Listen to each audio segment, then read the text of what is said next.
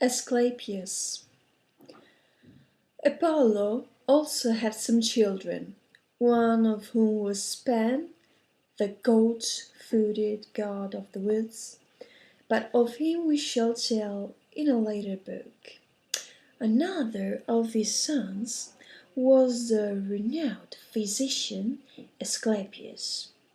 His mother was Coronis, daughter of the king of Thessaly, but she died as soon as she had given birth to him.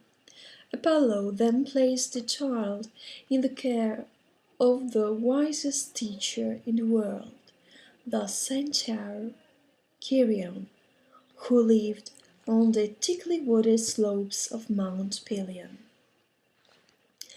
Under Chiron's guidance, Asclepius learned so much of medicine that in the end his knowledge surpassed even that of his teacher. Not only was there no illness he could not cure, but he had even learned the secret of restoring life.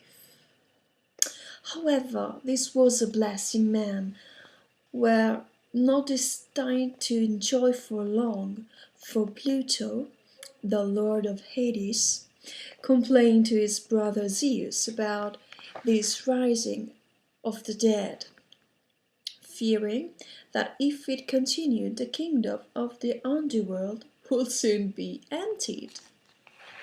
When the lord of Olympus heard that dead were bringing back to life, he sprang to his feet in a rage.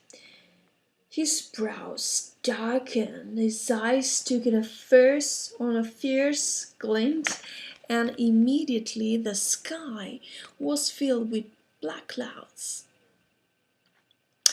Lightning flashed, thunder rolled, and the earth began to shake.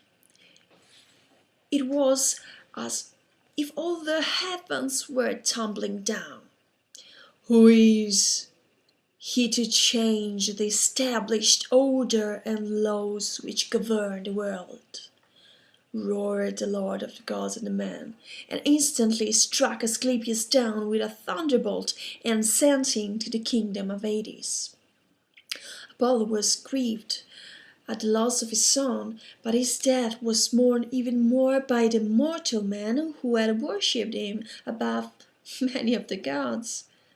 However, even from the underworld, Asclepius still had the power to help mankind and cure the sick, and all over Greece there were temples in his honor and other buildings called Asclepia, which were a kind of hospital and were always built in a healthy spot in each region.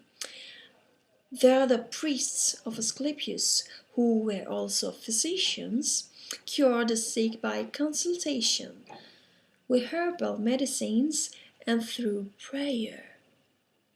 Asclepius was helped with his work by his daughters, Hygeia and Panacea. The first of these made sure that people lived in a healthy way to avoid illness, whilst the second was a wonderful pharmacist. She had compounded a medicine the like of which was nowhere to be found. It, too, was called the panacea. It was a very rare medicine, but it cured every disease, or so people say.